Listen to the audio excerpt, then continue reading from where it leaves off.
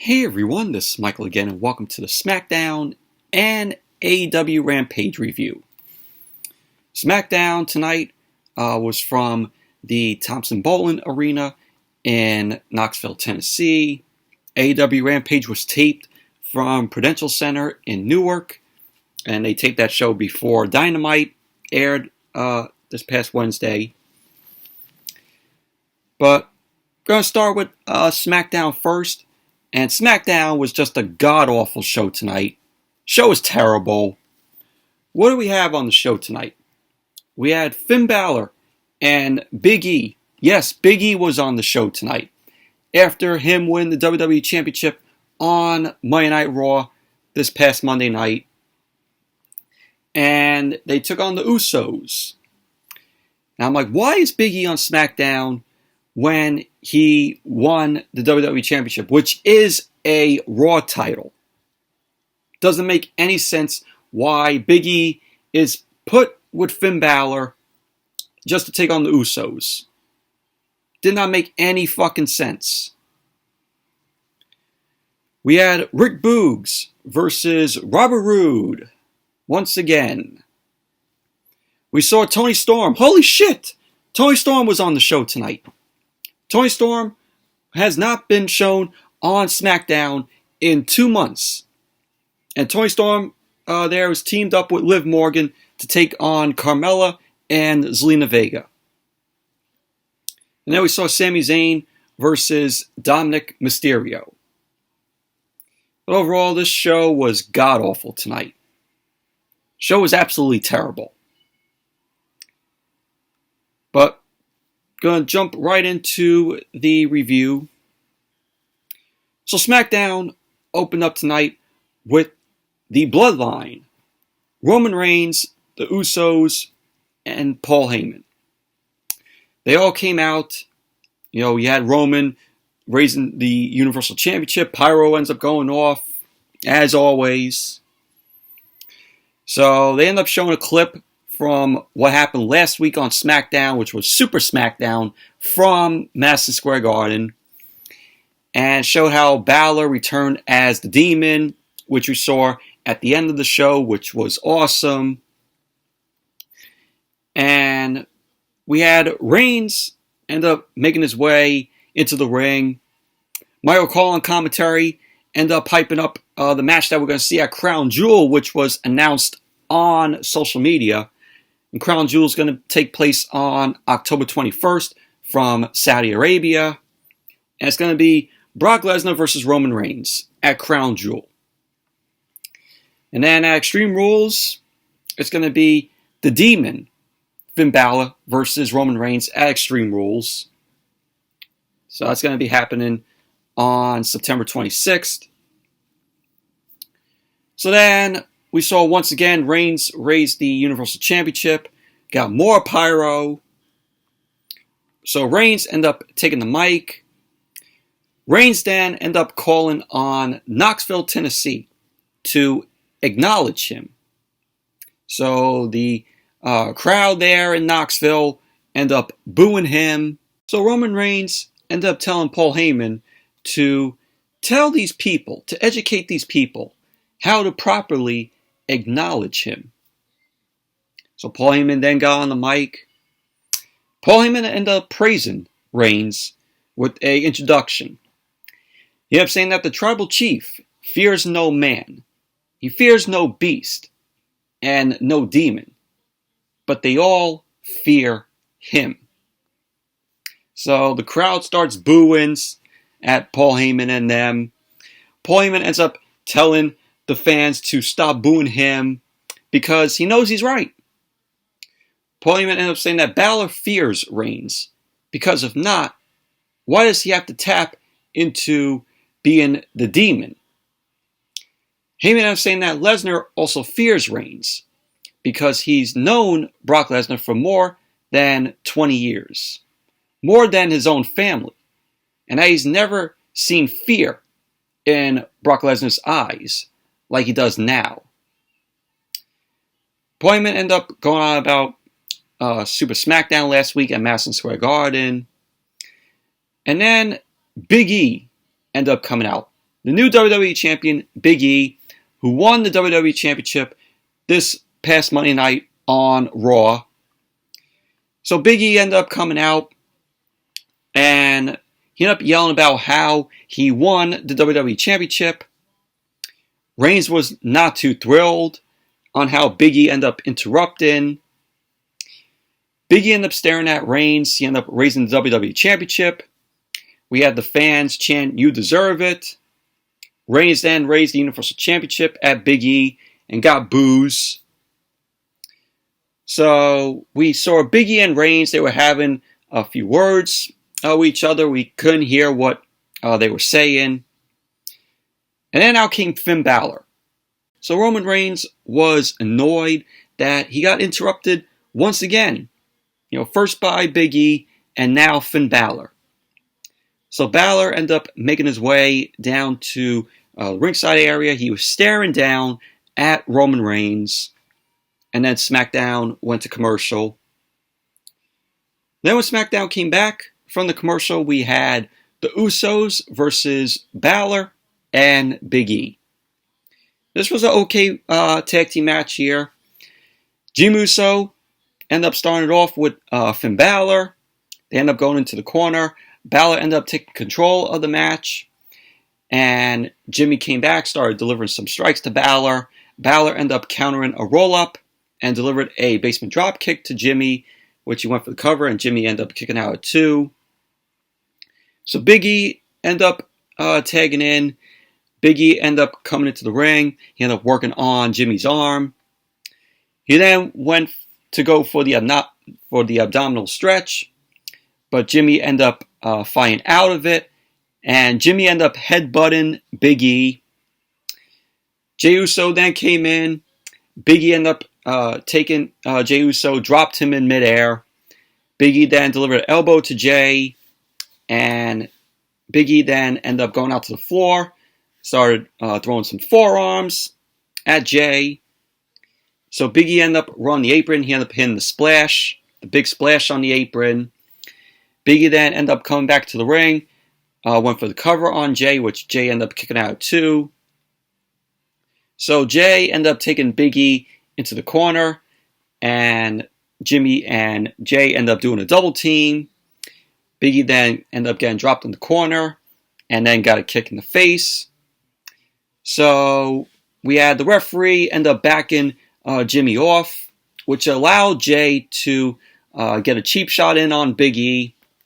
Jey then came in, and both of them delivered a double suplex to Big E in the middle of the ring.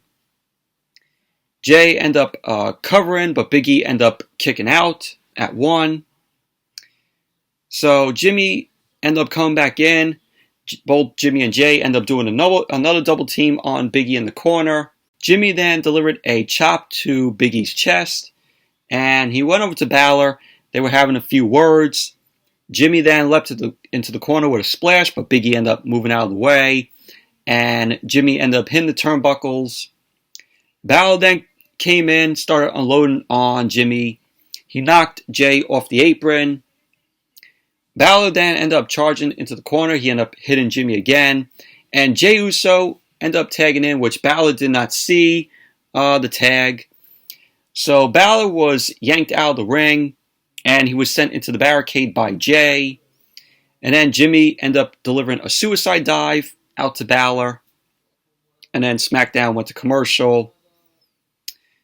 So as SmackDown came back from the commercial, Jimmy ended up running into Balor's boots in the corner. Balor avoided a Samoan drop as he tried to fight off Jimmy's shoulders. But Jimmy ended up running Balor into the top turnbuckles. And he went for the cover, which Balor ended up kicking out at 2. So at the end of the match, we had Balor end up going up to the top, hit a coup de grace on Jey, and Big E delivered the big ending on Jimmy. Big E went for the cover, and there you go. Big E and Finn Balor ended up winning the match. Post-match, Big E and Balor ended up standing tall in the ring. And then we went backstage, and we saw Roman Reigns and Paul Heyman. Roman Reigns was watching backstage. Reigns ended up asking Paul Heyman if there's something that he wants to tell him. And Paul Heyman was like, no, sir. Reigns then ended up asking Paul Heyman if he's sure there's nothing that he needs to know, which Paul Heyman then replied, no. So Reigns ended up saying, let's pretend he does know something, and that Paul Heyman is going to tell him again. Paul Heyman ended up saying Lesnar fears Reigns. And he says that because why else would Lesnar make up this narrative, this false narrative, that Paul Heyman knew he would be at SummerSlam to confront Roman. Paul Heyman ended up saying that it's a cover, a mask, as Lesnar is dealing with fear like this for the first time in his life. So he comes up with this cover to deal with it. And that's how he knows that Brock Lesnar fears Reigns.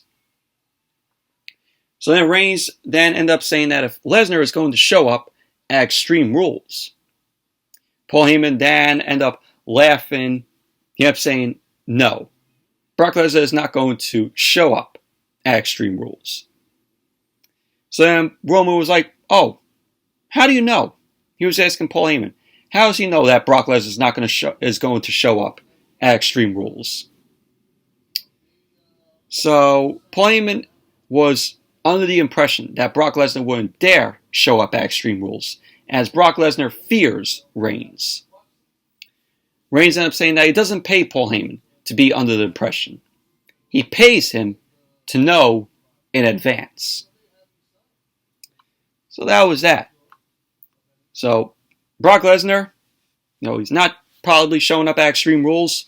We're going to get the match, of course, at Crown Jewel on October 21st in Saudi Arabia. So there you go. They got to build to that. And then we had Rick Boogs versus Robert Roode. This match was just meh, in my opinion. This match was not good. So we had Rick Boogs, of course, coming out with his guitar. Boogs ended up introducing himself. And he ended up saying that he's here to rock with the one true king of WWE. And that, of course, is Shinsuke Nakamura. And of course, Nakamura ended up coming out. And of course, you get Boogs jamming with Nakamura, Pat McAfee on the commentary table rocking out. So, same old stuff. So then when SmackDown came back from the commercial, Robert Roode was out there with Dolph Ziggler. The match ended up starting. Ziggler immediately ended up distracting Rick Boogs, which allowed Roode to strike at Boogs and take control of the match. Roode then delivered a knee to Boogs' gut in the corner, and then he ended up delivering a shot into the top turnbuckle on Boogs. So Roode ended up working on Boogs over in the corner. Boogs then ended up countering and sent Robert Roode into the corner, and then he ran into double boots. So we had Roode deliver a blockbuster to Boogs from the second rope, and Roode went for the cover. Boogs ended up kicking out at 2. Roode kept control of the match. He was talking some trash to Boogs. Roode then ended up kicking Boogs in his gut, and he ended up going for the glorious DDT. But Boogs ended up hoisting Roode onto his shoulders, and squatting Roode and delivered a Samoan drop. Boogs then ended up tossing Roode over his head into the corner. Boogs delivered a bulldog out of the corner onto Roode.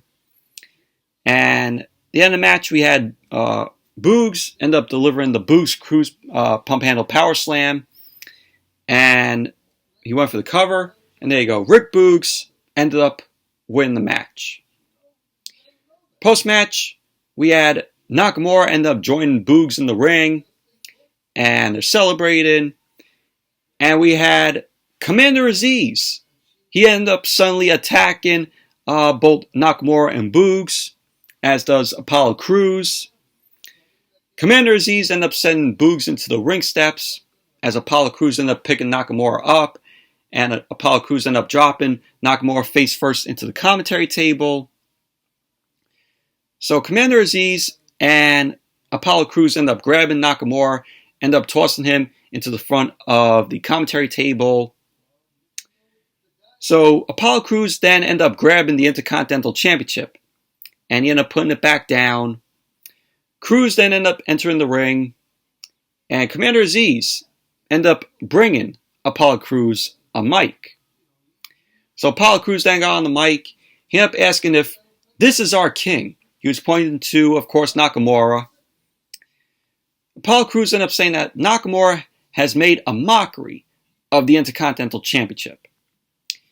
So Apollo Crews ended up demanding a rematch with Nakamura for the Intercontinental Championship.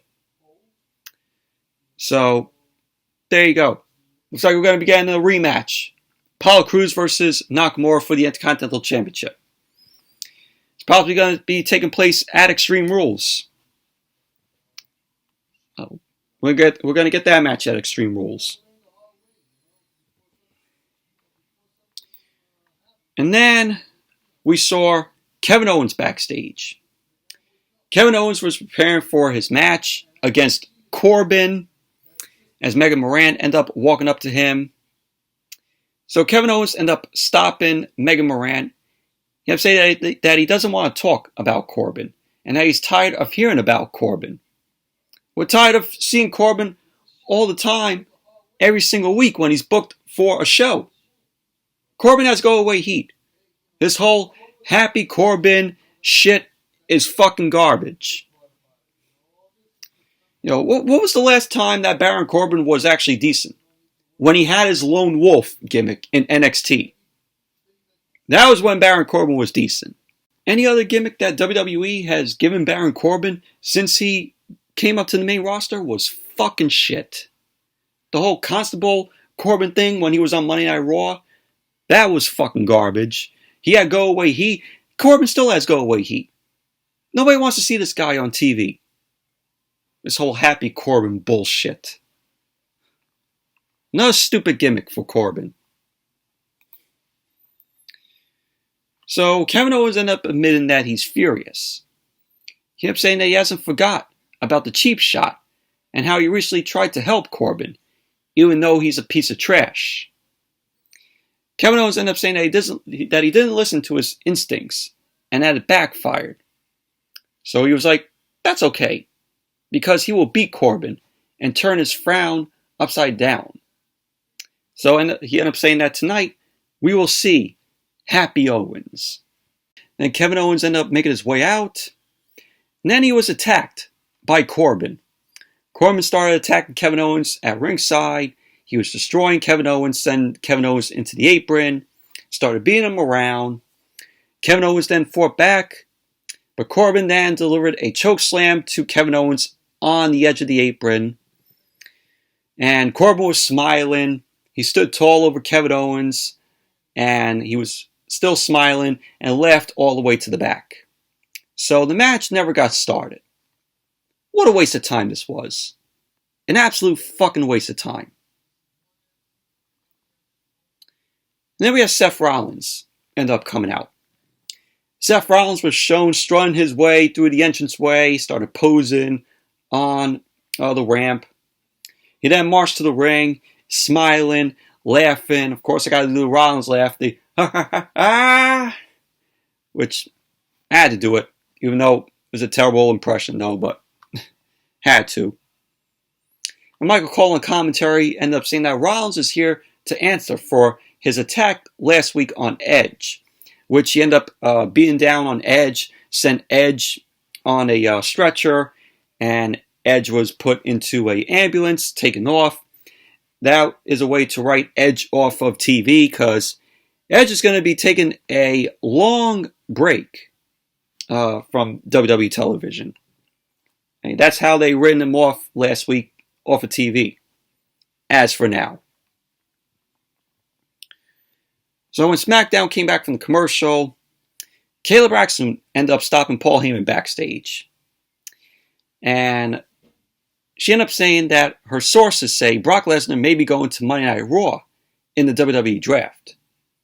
And if so, what does Brock Lesnar think about it? So then Paul Heyman ended up dismissing the idea of Kayla Braxton having sources. So Paul Heyman was ranting at Kayla Braxton, telling Kayla Braxton to stop flirting with him and to leave him alone because she always comes up to him every single week. So Paul Heyman had enough of Kayla Braxton. Because every single week, Paul Heyman has to deal with Kayla Braxton. So Paul Heyman then ended up turning around and he ended up running into Big E. Paul Heyman then congratulated Big E. He ended up going on about how Big E picked a champion who would be vulnerable and not Roman Reigns, who he couldn't beat. So Big E ended up telling Paul Heyman, we will see when he faces Reigns at Survivor Series. So then the Usos end up attacking Big E. They super kicked Big E, started beating him around. Usos then end up sending Big E into some production cases. So then Big E ended up going down, and the Usos were talking trash in Big E's face, and they ended up telling Big E to go back to Monday Night Raw. Reigns then ended up slowly walking up from behind, and he ended up giving his approval to the Usos. So that was that. So who knows? Maybe we'll see Big E and Reigns at Survivor Series in November. Or hell, maybe it could be Brock Lesnar. Or Finn Balor. It's either got to be Big E, Brock Lesnar, or Finn Balor. But it's going to be Big E versus Roman Reigns at Survivor Series. They're definitely going to do it. That's how I see WWE going with this. So then, Seth Rollins, he was still out in the ring. Seth Rollins ended up saying how it's too bad no one was there to help Big E. And then Rollins ended up talking about one of the best moments of his career last week was when he beat Edge. Rollins then went on to say that we've all had a week to process our thoughts. Rollins ended up saying that he admits that it was unfortunate and scary what happened to Edge after the match was over, when his boot came down across the back of Edge's neck. Rollins ended up saying that he heard it pop and that it felt like a crunch, and he doesn't really know how to describe it. We had the fans end up chanting at Rollins, "You look stupid." So Rollins ended up comparing the stomp to what it's like when you step on a bug. And he wanted to say that Edge ended up saying that he can't do it justice, so we're going to relive what happened. So we saw a video package showing the match from last week and how Edge was taken away in the ambulance. So we saw all that. Rollins ended up saying that he knows that's difficult to watch, and that it's difficult for him to watch as well. And he knows why fans are booing, because he has a question to ask. He ended up saying that it's the same question that he's been asking himself all week. He ended up saying that it's very simple. What do you think was going to happen? Rollins ended up saying that was one of the greatest moments of his career, and that he didn't get a chance to enjoy it because everyone backstage and on social media were looking at him and asking why. He ended up saying that his own employer said he went too far. So he ended up asking the fans if he went too far. And so the fans end up agreeing with him. Rollins then went on to say that he used a legal move in a legal match and won it the same way he's won matches for the majority of his career. So Rollins was like, did I go too far?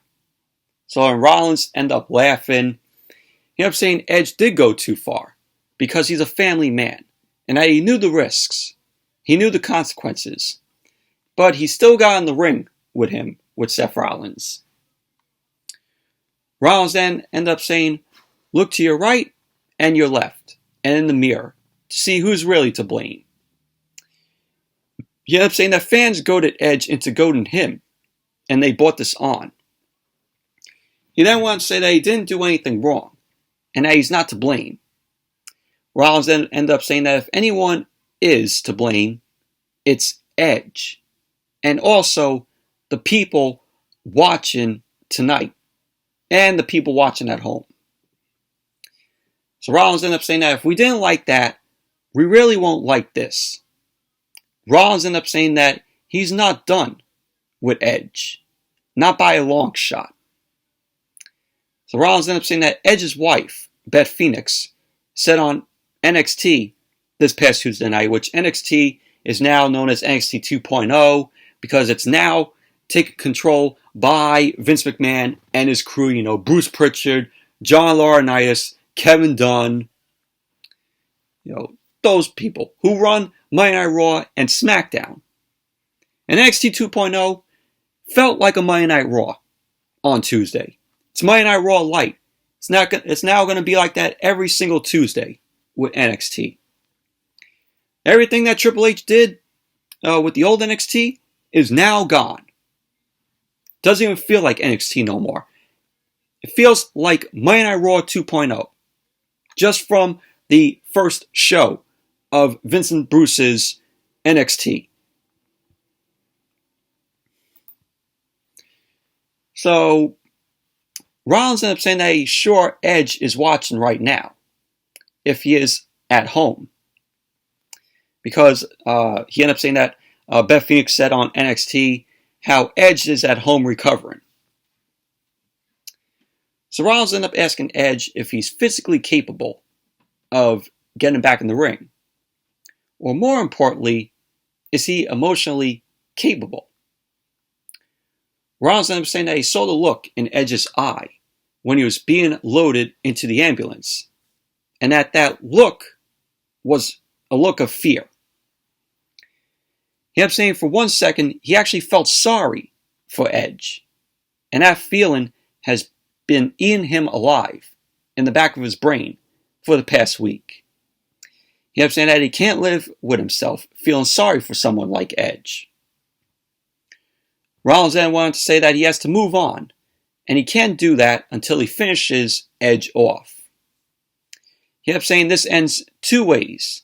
He goes to Edge's little cabin and finishes him off in front of his family, or Edge crawls back to the ring so they can dance one more time. So Rollins ended up saying for his own sanity, he has to finish Edge, one way or another. So pretty much that was basically the segment right there. Overall, you know, Seth Rollins and Edge, it's not over.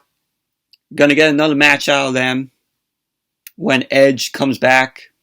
We don't know when Edge is gonna come back. He's gonna be taking a long, lengthy run off on WWE television. Probably next time we'll probably get Edge on TV. My prediction, maybe at the December pay-per-view. I don't see Edge return at the Royal Rumble because that's way too long. But who knows? Maybe we'll see Edge return at the Royal Rumble in the new year. But that's my prediction. Maybe wrong on that. So then we had Kayla Braxton. Kayla Braxton was backstage with Becky Lynch, the SmackDown Women's Champion. Kayla ended up asking Becky if Bianca Belair's homecoming will give her added momentum. Becky ended up saying that momentum is tricky because it keeps going until it meets an opposing force. She ended up saying that Bianca Belair had a lot of momentum until SummerSlam, and the outcome will be the same after Extreme Rules. So Becky ended up saying, this is Bianca Belair's night. So Becky ended up thinking about it for a second. She ended up saying that she's never been to a homecoming. So maybe she'll check it out tonight. So there you go. Becky's going to ruin Bianca Belair's homecoming, of course. So that was that.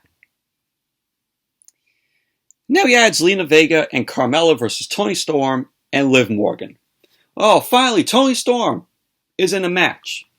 She did not get no entrance, which fucking sucks.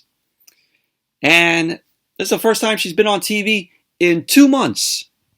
2 months. She hasn't even been shown on SmackDown. So we had Toni Storm and Carmella end up starting the match off. But by the way, this whole thing was fucking terrible. So Carmella ended up knocking Liv Morgan off the apron, delivered a cheap shot to Liv Morgan. Liv ended up coming right back on the apron. Liv was yelling at Carmella. Carmella ended up ducking Toni Storm, ended up tagging in Zelina Vega. Zelina Vega ended up catching a kick from Toni Storm. She ended up chopping Toni Storm. Toni Storm came back and leveled Zelina Vega with a big boot, sending Zelina Vega into the corner. So Toni Storm ended up charging at Zelina Vega, but Carmella ended up distracting her from the apron. Toni Storm ended up lunging at Carmella, but she ended up dropping out to the floor from the apron. Zelina Vega ended up taking advantage of the match. She ended up dropping Toni Storm and went for the cover, which Toni Storm kicked out too. So we had Carmella end up coming back in, as did Liv Morgan. Liv Morgan ended up blocking a shot from Carmella, started unloading on Carmella with some punches, which she sent Carmella into the corner. So Carmella ended up sending Liv into the corner, but then she ended up running into a kick from Liv Morgan. Liv Morgan then delivered a modified backstabber, and she sent Carmella face first into the middle turnbuckle.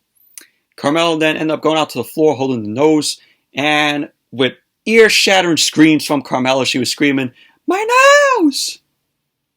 So Zelina Vega ended up checking on her. It was just Carmella just screaming, "My nose," doing her Marsha Brady impression. So the referee ended up still counting as Carmella was still complaining about her nose. And the referee ended up counting to 10. So there you go. Liv Morgan and Toni Storm win by count out. And I'm like, this is what you bring Toni Storm back on TV for? In 2 months that she hasn't even been on TV? This is the best you got for Toni Storm. So post-match, Carmella was screaming because of her nose. Liv Morgan ended up getting on the mic. Liv Morgan ended up mocking Carmella for breaking her nose. And Liv ended up saying that she's not sorry at all. And that she's tired of Carmella running her mouth. And then also running away every single time. So Liv Morgan then ended up challenging Carmella to a match at Extreme Rules. She ended up saying that if Carmella accepts, she's going to make Carmella look as hideous on the outside as she is on the inside. So that was that. And the match is made official. The match was made official. So we're going to be getting Liv Morgan versus Carmella at Extreme Rules. But overall, this was fucking terrible. Absolutely terrible. So then we had the Street Profits. They were hyped up backstage. They were getting ready for Bianca Belair's homecoming. And the Street Profits then end up addressing the Usos and how they're coming to take the Smackdown Tag Team titles. So the Profits end up saying that they're up and they want the smoke. So there you go. That was that. And then when Smackdown came back from the commercial, we had Carmella. She was in the trainer's room with Zelina Vega, and Sonya Deville and Adam Pearce were there. So Carmella then faked her nose being broken. So Zelina Vega ended up saying that she's still beautiful. Carmella then ended up addressing Liv Morgan and says it's on at Extreme Rules. But Zelina Vega ended up saying that Liv Morgan must face her first. So there you go. There you go. That'll probably be another L for Zelina Vega there. Liv Morgan will get the win. Right there. Predictable. Absolutely predictable there. Zelina Vega with another L. So then we went to Finn Balor backstage. Balor ended up saying that everyone wants to know where the demon comes from. Balor ended up saying that unlike Roman Reigns, he wasn't born into a wrestling family. And that he also doesn't have a bloodline. Balor wanted to say that he was born into a family of railroad workers. And that he wasn't supposed to be here. but this is what he chose. Balor wants to say that he fought and clawed his way, and here he is. He ended up saying that the demon comes from inside and is a manifestation of everyone who told him no, everyone who doubted him and even disrespected him. He wants to say that the demon unlocks a rage inside of him that cannot be controlled. Balor ended up saying that he does not summon the demon. The demon summons him. Balor ended up saying that the disrespect from the bloodline is just adding fuel to the fire, and that Reigns will see the fire that burns inside of him, burns brighter than the fires burn around him. So Balor ended up saying that we're looking at the face of him, the challenger, and at Extreme Rules, we will see the face of the demon. So we got this awesome graphic of Balor's face, and he looks to be heating up with the red and yellow, makeup to make him transform into the demon, which I thought that was cool. I thought that was very cool looking how they did that. So, gonna see the demon at Extreme Rules when he takes on Roman Reigns.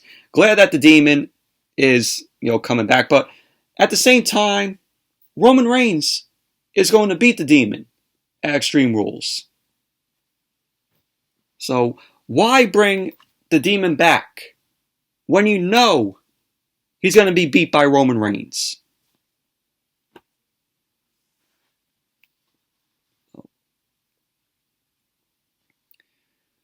So then we had Dominik Mysterio versus Sami Zayn. And this was, pretty okay match here.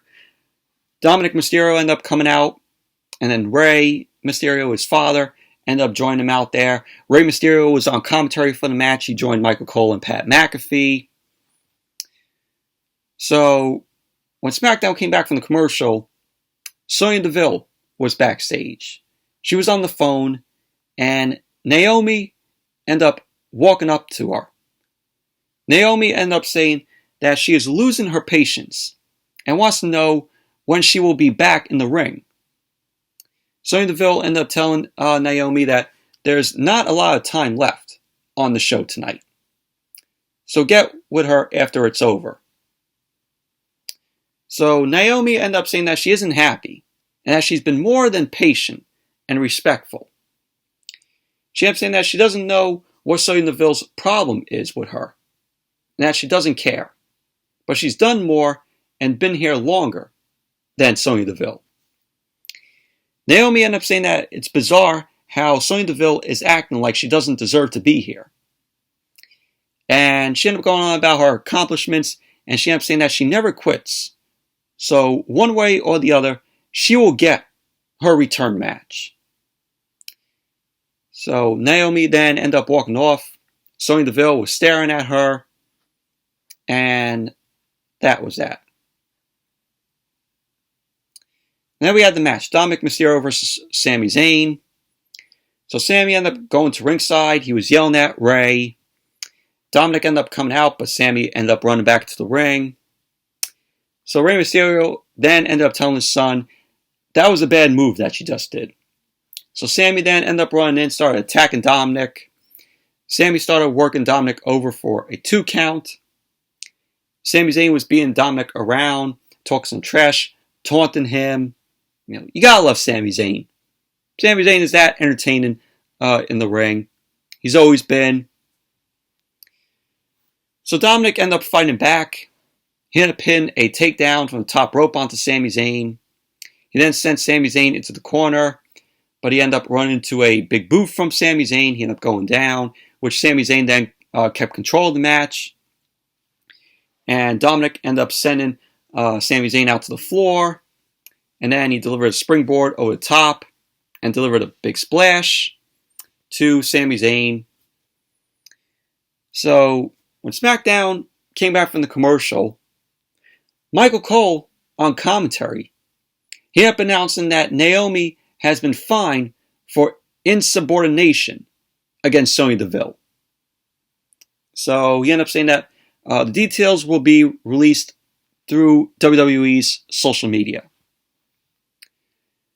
So, what does that mean? Sonya Deville's going to be getting back into the ring, or we're going to be getting a Sonya Deville versus Naomi match? Who knows? I definitely see that happening after what they're setting it up for with Naomi and Sonya Deville. So then Sami and Dominik were going at it in the ring. Dominik delivered a counter and a takedown on Sami Zayn, which Sami Zayn ended up kicking out at 2. Dominik then ended up delivering a tornado DDT from the corner, and he went for the cover, which Sami Zayn kicked out at 2. Dominik kept control of the match and delivered an enziguri, and then he ended up hitting the 619 to Sami Zayn. Fans popped big for Dominik there. Dominik then ended up going up to the top. Dominik then ended up flying off the top. Sami Zayn ended up getting his knees up because Dominik, of course, was going for the frog splash. But Sami Zayn got his knees up. Sami Zayn then took advantage. He ended up covering Dominik. And there you go. Sami Zayn ended up winning the match. Post-match, Sami Zayn went out of the ring. He was taunting Ray. He was saying Dominik isn't on his level. So, that was that. Overall, it was an okay match.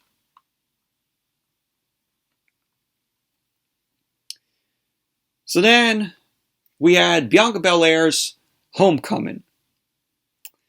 So we had Glenn Jacobs, a.k.a. Kane, WWE Hall of Famer Kane, ended up making his way out. And, of course, Glenn Jacobs, a.k.a. Kane, he's the mayor of Knox County.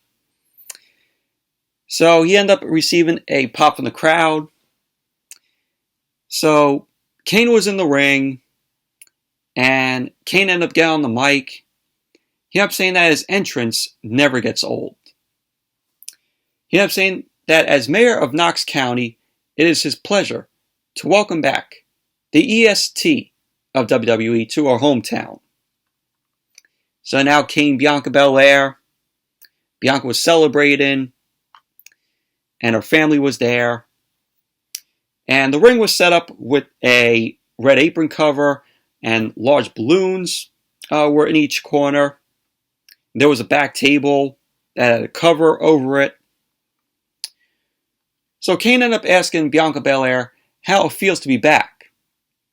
Bianca ended up saying that it's amazing, and that there's no place like home.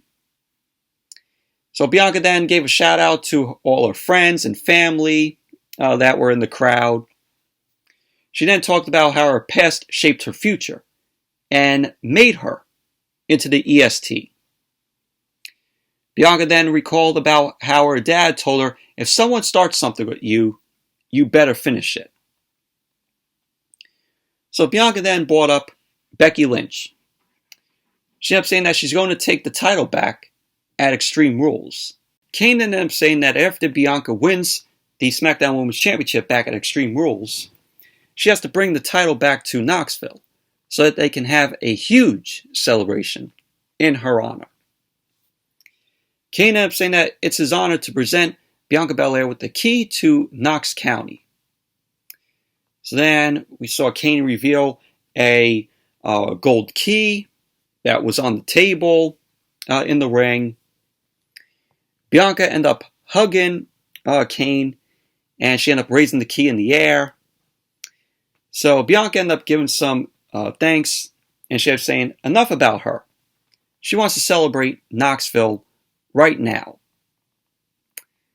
So she ended up leading everyone singing Rocky Top. And then out came Becky Lynch. Becky Lynch ended up saying that this is awesome. She congratulated Bianca. Becky Lynch ended up saying that Kane lied to her because she won't be champion after Extreme Rules.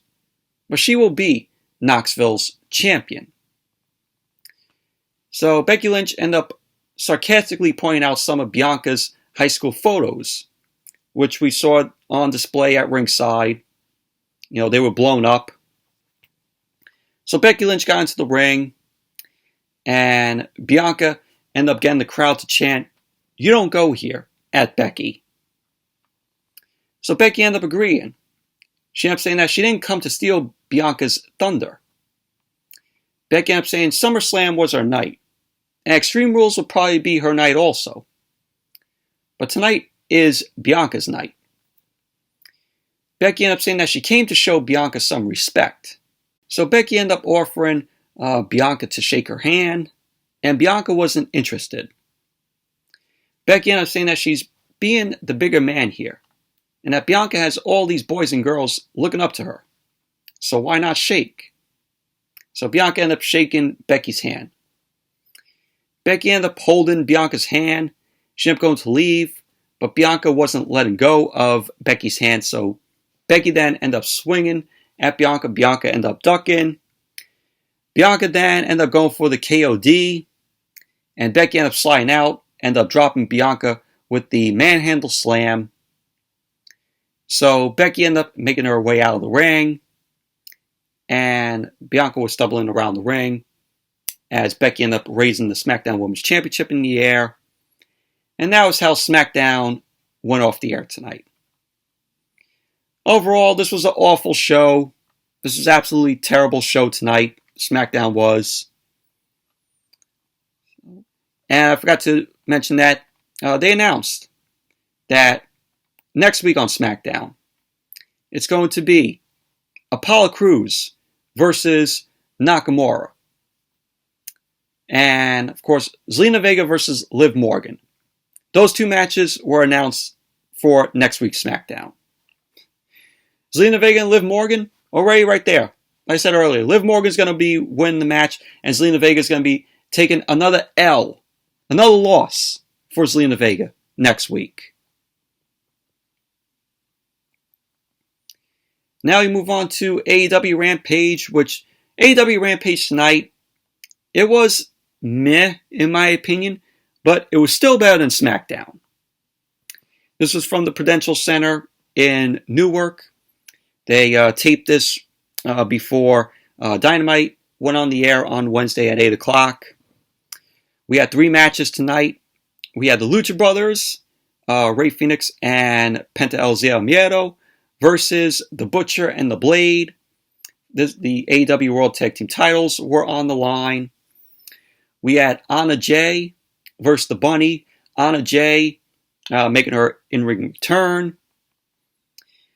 And we had the TNT Championship on the line. Miro defending the title against Fuego Del Sol. Fuego Del Sol wanted a rematch with Miro for the TNT Championship.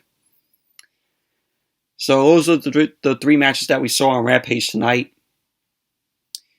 So on commentary tonight on Rampage, we had Excalibur, Taz, Chris Jericho, and Ricky Starks. So it was cool to hear Ricky Starks on commentary tonight. And Rampage opened up with the AEW World Tag Team titles on the line. The Lucha Brothers versus the Butcher and the Blade. The Lucha Brothers came out there along with Alex Abrahantes, Butcher and the Blade, along with Matt Hardy because of the Hardy Family Office. And this was a pretty good match here. This was an enjoyable match for the titles. We had the Blade and Phoenix end up starting off the match. The Blade ended up pushing Phoenix down to the mat. He went back on his feet. Phoenix ended up missing a rebound spinning heel kick. Penta and Phoenix ended up planning a double super kick on the Blade. So Phoenix and the Butcher were now the legal men in the match. So yeah, Phoenix ended up fighting off the Butcher and the Blade with some back kicks. And Penta ended up coming in. Penta then delivered a sling blade. Both Phoenix and Penta ended up diving out of the ring. And the Butcher ended up delivering a spear to Penta. So Penta ended up hitting a enziguri on the Blade. A nice looking enziguri. And Penta then delivered the codebreaker on the Butcher before he brought Phoenix back into the ring. Butcher ended up pulling Phoenix down from the top rope. And then he got caught with a textbook moonsault German suplex combo.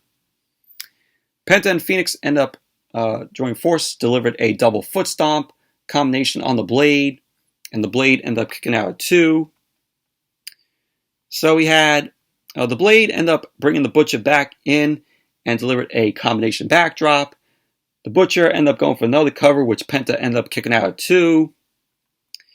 And at the end of the match, we had Penta end up sacrificing his mask by taking it off and saving Phoenix for another pin attempt. Phoenix ended up turning it around, and the Lucha Brothers end up winning the match. They end up retaining the AEW World Tag Team titles.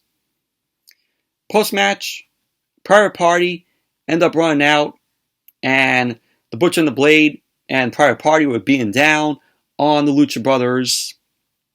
Santana and Ortiz then end up coming out. They end up making the save, and they end up chasing out Private Party and the Butcher and the Blade. So that was that. But overall, this was a good match. Here, a very entertaining match. Lucha Brothers, hopefully they have a lengthy, long run with the World Tag Team titles. But overall, good match. So then we saw a promo from Kenny Omega and Bryan Danielson reflecting on their match that we're going to see this Wednesday on Dynamite Grand Slam, which is going to be from Arthur Ashe Stadium in Queens. And that show is shaped up to be a great show. It has a card that is stacked, and it looks like a pay-per-view card. So, expecting a great show from Arthur Ashe Stadium in Queens with Dynamite Grand Slam, which that show is going to be sold out, in my opinion. I think that's going to be a sold-out show. I think there's 18 or 19,000 tickets that were sold. So I'm expecting Grand Slam to be a sold-out show. So Kenny Omega ended up saying that he sees Bryan Danielson as an underdog who's getting a little too cocky to challenge a guy like himself. Bryan Danielson ended up saying that he believes he belongs in this match against Kenny Omega. He ended up saying that he hopes to prove Kenny Omega wrong, as well as prove what so many already know, which he is the best wrestler to ever step foot in the squared circle. So we had a little promo from them. We're looking forward to this match this Wednesday on Dynamite Grand Slam. It's going to be one of the best matches of the night, in my opinion. I'm predicting there will be the best match of the night. Kenny Omega and Bryan Danielson, two of the best guys in professional wrestling today. So it's a money-making match there. And then we had Anna Jay versus the Bunny. Anna Jay ended up coming out along with Ty Conti. Of course, the Bunny ended up coming out along with Penelope Ford. Matt Hardy was still out there. So the Bunny ended up taking out Anna Jay as Anna Jay ended up making her way down the ramp. So we had Anna Jay delivering a suplex on the outside to the Bunny. They both ended up making their way into the ring. And then the bell ended up ringing. Both Anna Jay and the Bunny ended up trading some forearms. The Bunny ended up tossing Anna Jay into the barricade on the outside. So the Bunny was tearing away at Anna Jay's arm. And we had Anna Jay end up connecting a neck breaker on the Bunny. Anna was looking to go for the Queen Slayer, but the Bunny ended up countering that. We saw Tay Conti and Penelope Ford. They were brawling on the outside. Anna Jay then ended up rolling out the Bunny with a schoolgirl. And there you go. Anna Jay ended up winning the match. Post-match, Penelope Ford ended up hitting Tay Conti because we had Anna Jay ended up. Post-match, we had Penelope Ford come to the ring. She retrieved some brass knucks, and she ended up decking Tay Conti and Anna Jay with the brass knucks. So that was that. So the Bunny and the Butcher and the Blade both end up losing tonight for the Hardy family office. Bad night for Matt Hardy here. So then we had a look back at Hobbs, Powerhouse Will Hobbs, his attack on CM Punk that we saw this past Wednesday on Dynamite, where Hobbs ended up slamming Punk on the commentary table. So Hobbs ended up saying that he's looking forward to their Rampage Grand Slam match next Friday. And this match that we're going to see on Friday with Hobbs and Punk, this is going to be CM Punk's first match on TV, his first TV match in 7 years. So that's going to be a good match between Hobbs and CM Punk next week on Rampage, which Rampage next week is going to be a 2-hour show. So it's going to be from 10 o'clock to 12. And in total, with Smackdown for 2 hours and Rampage 2 hours, that's 4 hours of wrestling that we have to endure next Friday night. So then Tony Schiavone was in the ring. Tony Schiavone was in the ring with Matt Hardy and Jack Evans.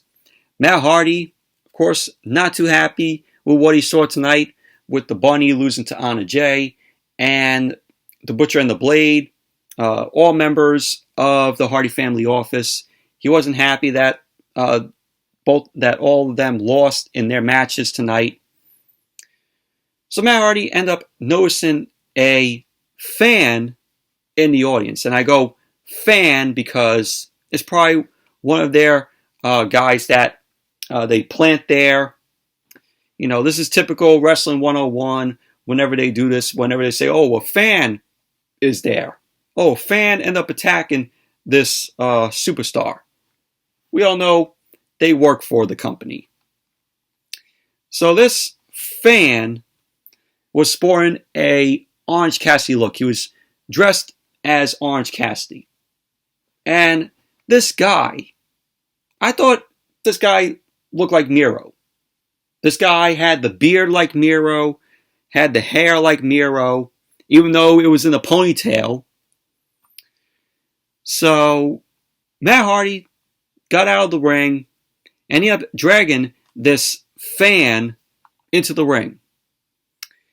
So Matt Hardy was cutting away at this guy's hair. He ended up cutting off his ponytail. Jack Evans had a razor, started shaving this guy's hair off.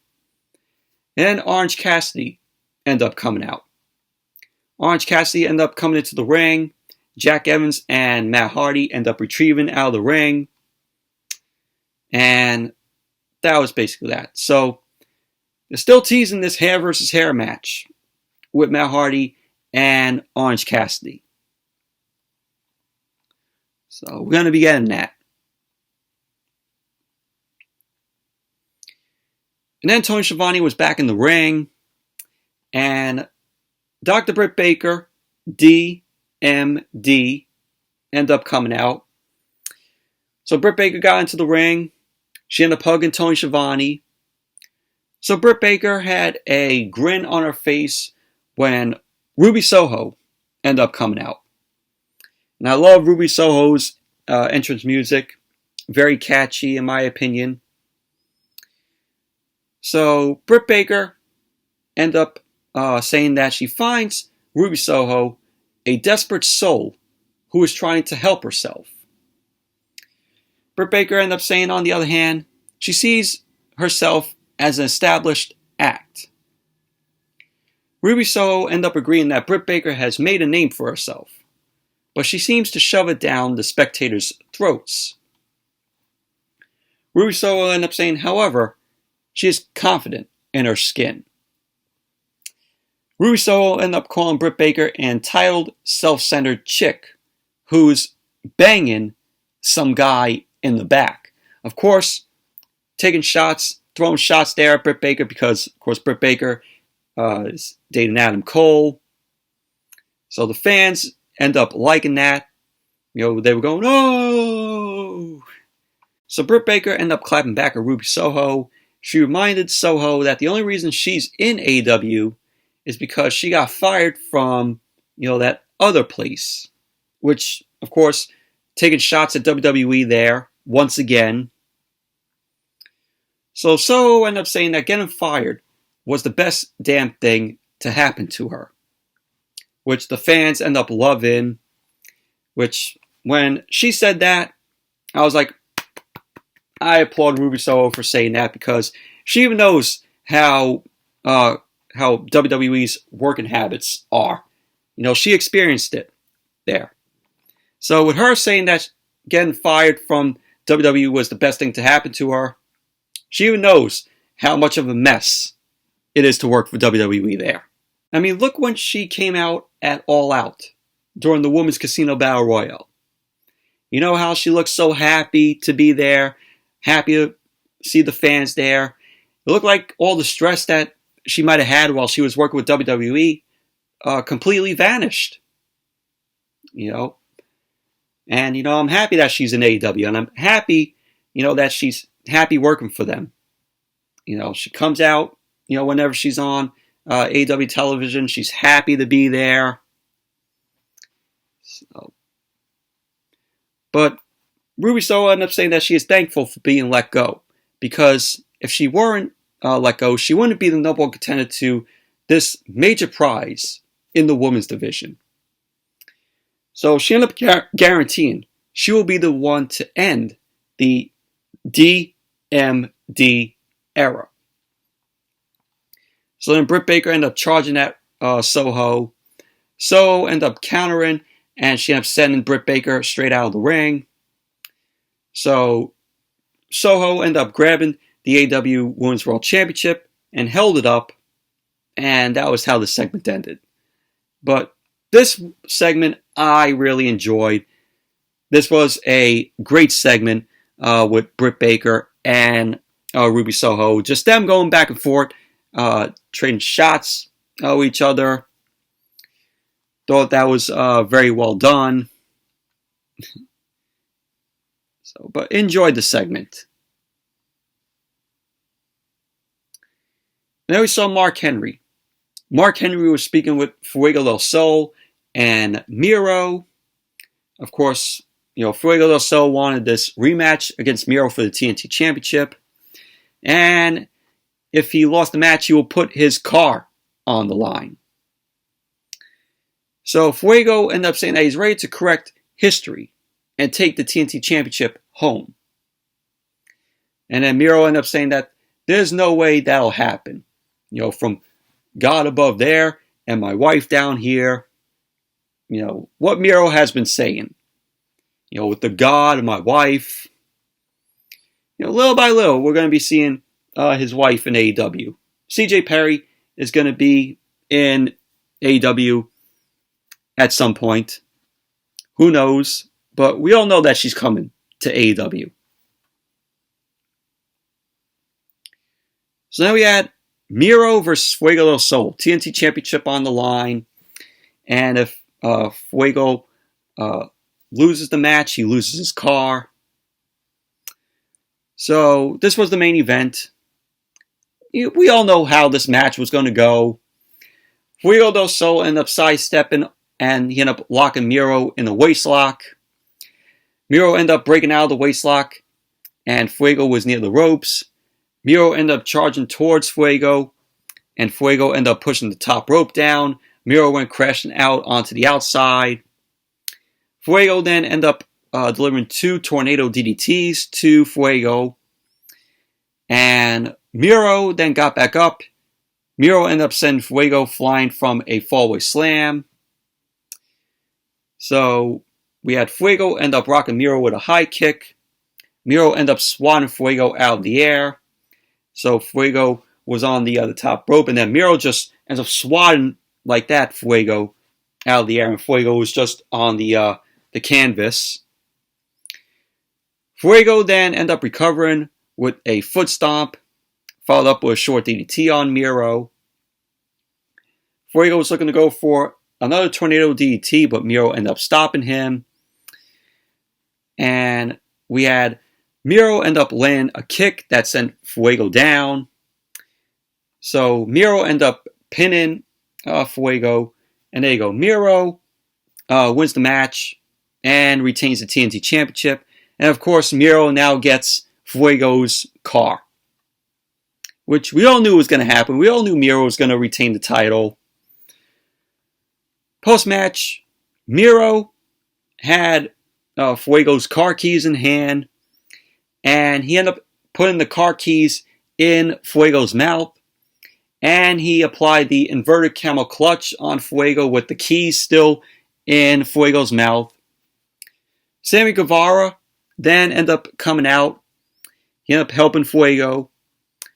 So Guevara ended up seeing that Miro left the TNT Championship behind. Guevara ended up picking it up, and this teased a maybe potential match for Sammy Guevara and Miro for the TNT Championship. So we saw that, and that was how Rampage went off the air. Overall, predictable match. We all knew Miro was going to win the match. Fuego Del Sol, they offer him a contract, and he's still looking to be a jobber. Fuego Del Sol, still going to be a jobber as always. So, overall, Rampage was just a show, but it was still better than Smackdown, in my opinion. Love the Britt Baker and Ruby Soho segment.